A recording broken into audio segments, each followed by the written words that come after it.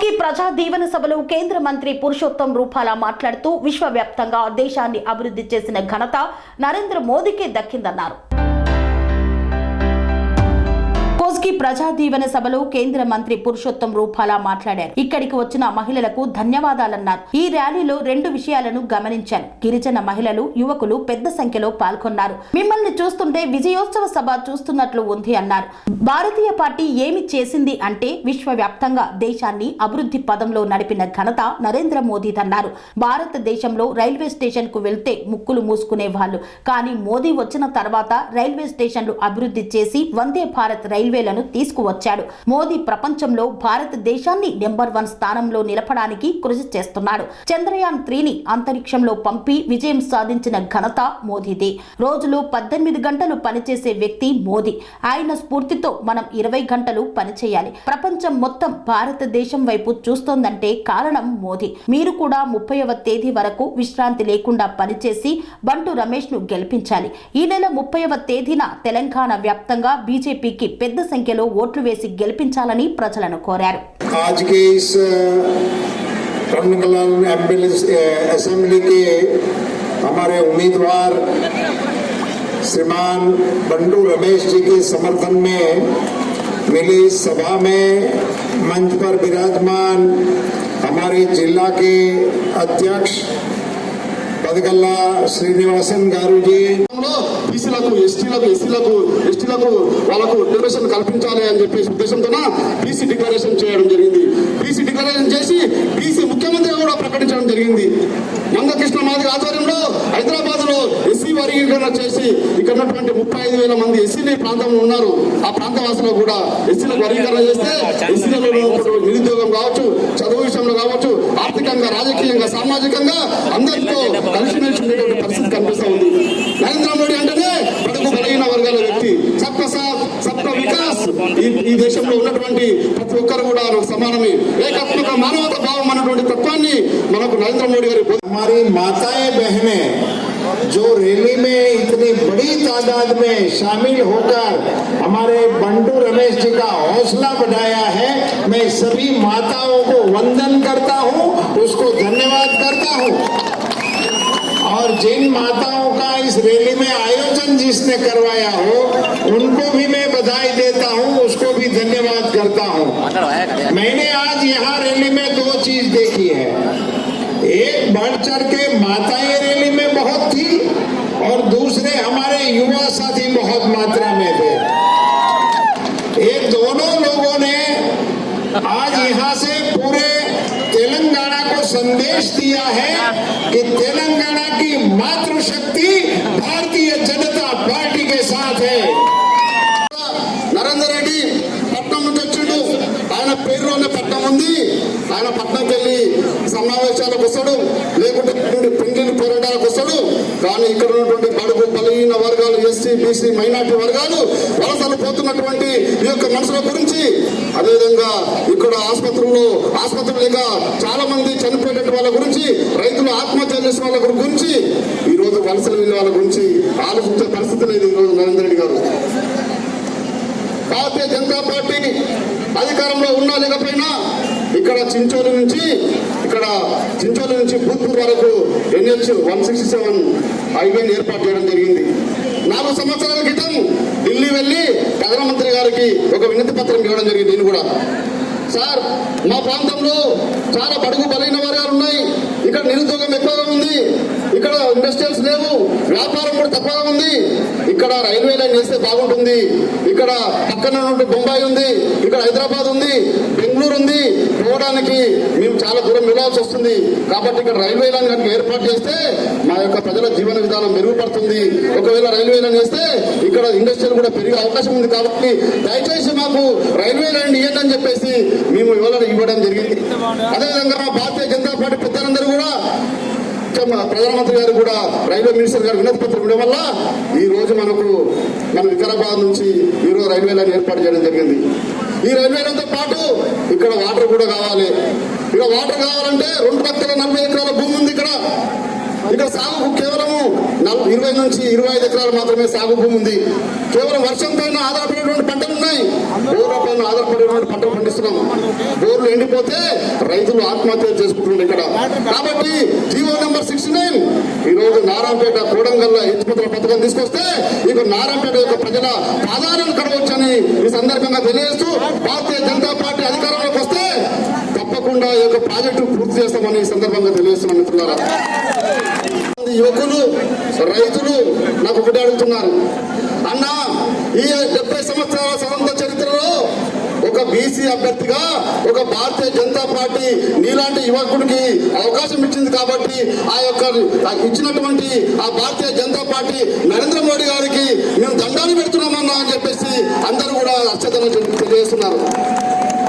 ఈ గ్రామాల్లో పరిస్థితి చూస్తే 2014లో తెలంగాణ వచ్చిన తర్వాత బంగారు తెలంగాణ, బంగారు పల్లెలు ఏర్పడతాయని అనుకున్నాం. కానీ రేవంత్ రెడ్డి 2014 తర్వాత ఎమ్మెల్యేగా ఎన్నికైన తర్వాత ఈ గ్రామాల్లో ఆయన 9 సంవత్సరాల పరిపాలనలో ఎక్కడ అభివృద్ధి చేసిండో ఒక్కసారి శివాజీ చౌక్ వచ్చి చర్చిద్దామని చెప్పేసి సందర్భంగా సవాల్ చేస్తున్నాం. మిత్రులారా, जनता पार्टी के साथ है। हमारी माताएं, हमारे युवा इस चुनाव की नाव को पार लगाने के लिए हो सकेगा वो ताकत लगाएगा। साथियों, मुझे लंबी बात नहीं कहनी है। आप सभी लोग जिस प्रकार से काम में लगे हो, जिस प्रकार से हमारे उम्मीदवार का हौसला बढ़ा रहे हो, मैं आप सभी को भी शुभकामनाएं देता हूं कि विजयश्री आपको आपका इंतजार कर रही है और आपके माध्यम से रमेश जी के गले में विजय माला आके रहेगी और ये विधानसभा के सदस्य के रूप में तेलंगाना की विधानसभा में प्रवेश करेंगे। आप सबको मैं बताना चाहता हूं, साथियों, भारतीय जनता पार्टी के विकास से क्या हुआ? दुनिया में भारत का नाम हुआ, विश्व में भारत की पहचान हुई। आप सबको पता होगा, हमारे प्रधानमंत्री मोदी जी प्रधानमंत्री बनने के बाद उन्होंने कुछ नए कार्यक्रम लगाए, कुछ नई चीजें देश के लिए करी। उनमें से एक चीज का जिक्र मुझे यहाँ करना है। आपको पता होगा, हमारा जो नौसेना है, वो नौसेना में ब्रिटिशरों के समय का चिन्ह चलता था। जो अंग्रेजों की सेना में लगता था, वो चिन्ह हमारी नौसेना में भी लगता था, अभी तक लगता था। प्रधानमंत्री नरेंद्र मोदी जी ने वो ब्रिटिश वालों का चिन्ह को हटा दिया। वो महत्वपूर्ण नहीं है। उनकी जगह पे कौन चिन्ह लगाया पता है आपको? बहुत बड़ी बात है, वहां उन्होंने छत्रपति शिवाजी महाराज की सेना में जो था, शिवाजी महाराज की नौसेना में जो चिन्ह लगता था, वो चिन्ह भारत की नौसेना में लगाने का काम नरेंद्र मोदी जी ने किया है। यहाँ महाराज शिवाजी महाराज की प्रतिमा को देखकर वो मुझे याद आ गया। आपको मैं बताना चाहता हूँ, पूछना चाहता हूँ, अगर मोदी प्रधानमंत्री नहीं होते तो क्या हमारी नौसेना में शिवाजी महाराज का चिन्ह लग सकता है? ये प्रधानमंत्री मोदी जी ने करके दिखाया है। मैं आपके साथ सबको एक नारा बुलाना चाहता हूँ। मैं बोलूंगा, जय भवानी, आप बोलेंगे जय शिवाजी। में देख रही हैं, इसकी वजह क्या है? इसकी वजह है भाजपा, इसकी वजह है नरेंद्र मोदी। नरेंद्र मोदी वहां क्यों है? वो कमल की ताकत से वहां है। देश के नागरिकों ने उन पर भरोसा किया, उन पर विश्वास किया और उन्होंने देश को नेतृत्व दिया और आज देश विश्व में महासत्ता की ओर आगे बढ़ रहा है। हमारे वैज्ञानिक चंद्रयान को चंद्र पे उतारने में कामयाब हुए। हमारे वैज्ञानिक हमारे कोरोना का मुकाबला करने में दुनिया में कामयाब रहे। हमारे यहाँ से कुछ रेलवे की बात कर रहे थे। अभी 5-10 साल पहले रेलवे स्टेशन को कोई देखने जाता तो उसके नाक का टीचका चढ़ जाता था। आज अगर दुनिया में, हमारे देश में सबसे स्वच्छ स्थान कोई है तो ये हमारा रेलवे स्टेशन है। इस प्रकार से ही देश का शासन चल रहा है।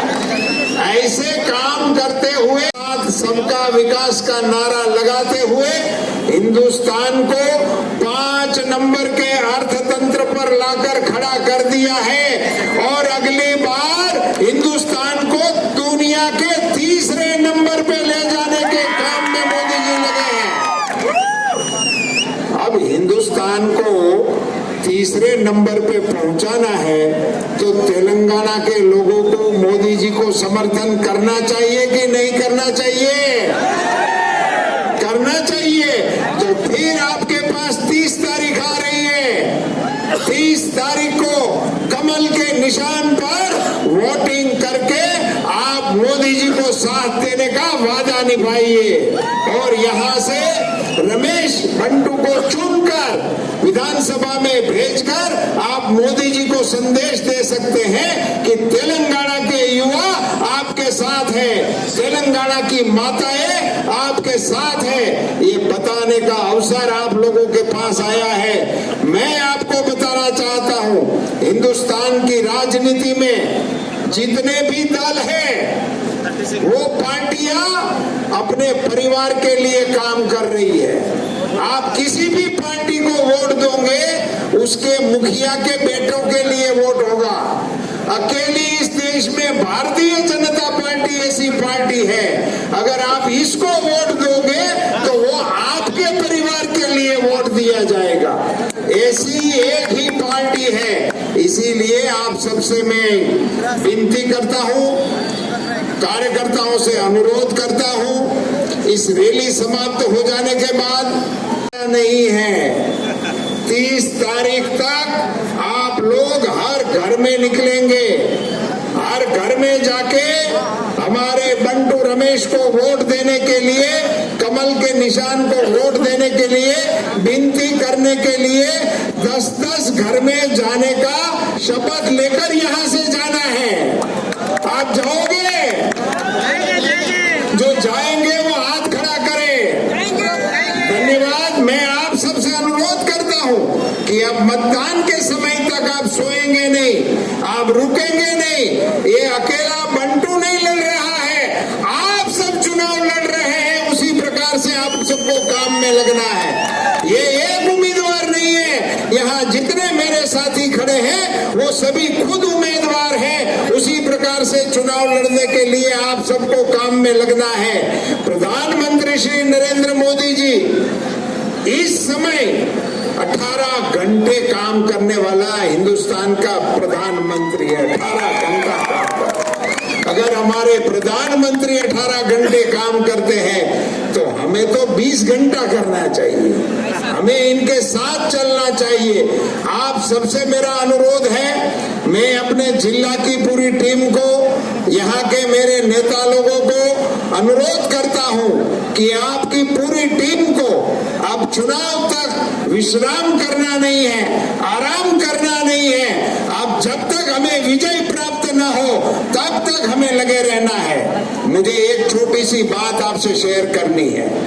శ్రీ అవధూతాశ్రమము బోధానంద సత్యారామూర్తి ఆర్యుల గోసేవాశ్రమము మరియు వృద్ధాశ్రమము పడాల ఆశ్రమములో గోసేవ, గోవుల దానము స్వీకరించుట, మీ నవగ్రహ దోషములు పోవుటకు గోపూజ చేయబడును, మూలికా వైద్యము, గోపంచగవ్య వైద్యము చేయబడును, యంత్రములు, తావీదులు ఇవ్వబడును, శాంతి హోమములు చేయబడును.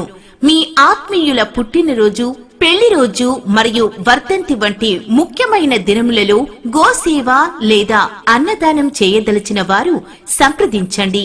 మా వృద్ధాశ్రమంలో ఖాళీలు కలవు. చేరదలిచిన వారు సంప్రదించండి. శ్రీ శ్రీ శ్రీ స్వామి బోధానందగిరి శ్రీ అవధూతాశ్రమము అయ్యప్ప స్వామి గుడి దగ్గర పడాల, తాడేపల్లిగూడెం 2. Cell numbers 7981356374 96180 34138.